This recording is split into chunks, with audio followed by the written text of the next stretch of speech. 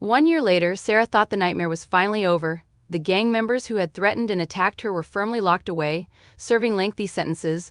She had regained some semblance of normalcy, her hair growing back to cover the traumatic shaven patches.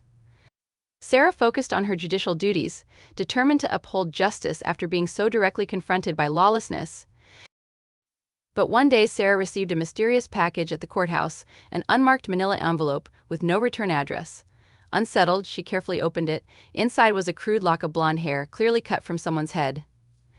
Sarah's hands trembled as she rifled through, finding a handwritten message. "This is just the beginning. You haven't seen the last of us. More's coming if you don't do what we want." A cold chill shot through Sarah's body. She recognized the veiled threat. The gang was still operating behind bars and renewing their campaign against her. In the following days, Sarah jumped at every shadow, wondering when the next attack would come. She requested police protection again as the FBI reopened their investigation. Then one evening, Sarah returned home to find her front door ajar. Calling out in terror, she entered to find two masked intruders waiting. "Sit down," one growled, forcing Sarah into a chair as the other grabbed a pair of shears. "Time for another little trim," Sarah cried out as they grabbed fistfuls of her hair and started hacking it off violently. Her regrown locks scattered across the floor in clumps. The men took turns crudely shaving Sarah's head until she was left hairless and weeping. "Look at you now, all shiny and smooth," one of the men taunted as Sarah sat sobbing, newly shorn.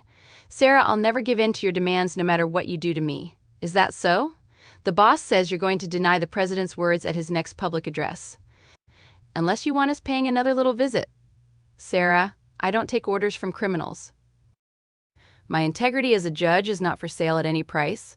Don't give us that self-righteous crap, lady. This is how it's going to be from now on if you don't fall in line. Sarah, I will never compromise my values or the law, no matter what barbaric acts you commit against me."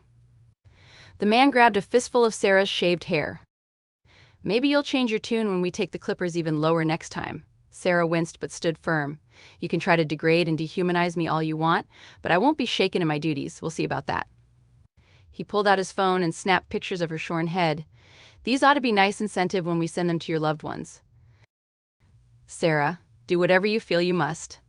I will not live in fear or compromise for monsters." The thug slapped her hard. "You'll fear us soon enough when the games really start, Baldy." As they left, Sarah watched them go.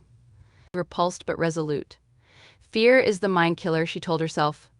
"I will let in only truth." The gang was led by a millionaire who had worked to suspend Sarah from her judgeship. One day a notice arrived informing her that she had been terminated without cause. "Sarah, this is clearly retaliation for my refusal to be corrupted. They think they can grind me down but I won't be broken?" Her phone rang. It was a blocked number. Against her better judgment, she answered. "Having fun being unemployed, Your Honor?" The chilling voice belonged to Hendricks. "The millionaire mobster, Sarah. Your coercions and attacks will never sway me from the path of justice, criminal." Hendricks chuckled darkly. "There's that fiery self-righteousness. But for how much longer, I wonder, once the bills start piling up?" Sarah remained silent, fuming at the implied threat to her livelihood. "Let's chat again in a month when your savings start running out. Maybe then you'll be ready to play ball." The line went dead. Sarah's fist clenched. She refused to be starved into submission. "Sarah, money is not my master. Corruption can never purchase my integrity, no matter how destitute they try to make me." A month went by without income as Sarah stubbornly refused to concede to Hendricks's demands. Her savings dwindled as bills piled up. Finally, her phone rang again with a blocked number. She let it go to voicemail, but it was Hendricks's smug voice. "Having money troubles yet, Your Honor? I can make it all go away if you just play nice for once." Sarah listened, clenching her fists. Part of her wanted to agree, to make the stress and debt go away. But at what cost to her integrity? The phone rang again. This time wearily, Sarah answered. "What do you want, Hendricks? Glad you finally picked up. I have a nice job opportunity for you. Working for my private firm. 6 figures to start." "Sarah, you mean becoming another cog in your criminal empire?" "I'd sooner live on the streets," Hendricks tutted. "Don't be so proud. You're already partway there without a real paycheck." There was a pause as Sarah wavered, thinking of the mounting bills. "Sarah, please, I just want to work again. Doing legitimate work for legitimate pay, can't you rehabilitate yourself?"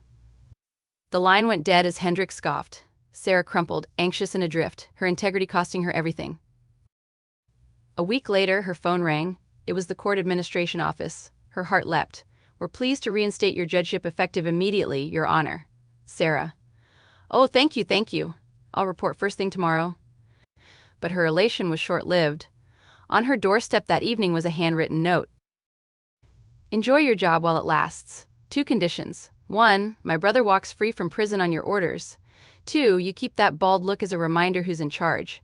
It's non-negotiable." Sarah went pale, her hand trembling. She had finally clawed her way back, only for Hendricks to reassert his grip. The next morning, Hendricks's lawyer was waiting for her at the courthouse.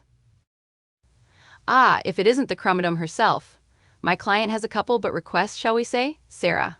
I will not aid in your illegal machinations, nor be cowed into demeaning myself further." The lawyer smirked. "You'll do both if you don't want to be out on the streets again by week's end. Hendricks's rules, not mine." Sarah wanted to protest but feared her fragile situation. Her stomach turned to lead. "Sarah, very well. Bring me the paperwork to release your client's brother. And the clippers while you're at it." She would do what she had to. At least for now. But Sarah vowed to make Hendricks pay in the end. Sarah's days became a charade. She donned her judicial robes, a symbol of justice, while feeling like a puppet controlled by Hendricks's strings. She signed the release papers for his brother, her hand shaking with suppressed fury. Each time she passed a mirror, her reflection, bald and vulnerable, was a constant reminder of her compromised integrity. One night, Hendricks summoned Sarah to his opulent mansion. She stood before him, head shaven, her eyes burning with defiance. "Enjoying your work, Your Honor," Hendricks sneered, swirling a glass of brandy. "Sarah, I endure it knowing that justice will eventually prevail." Hendricks laughed, a cold, harsh sound. "Justice? You mean my justice? You are nothing without me. I own you."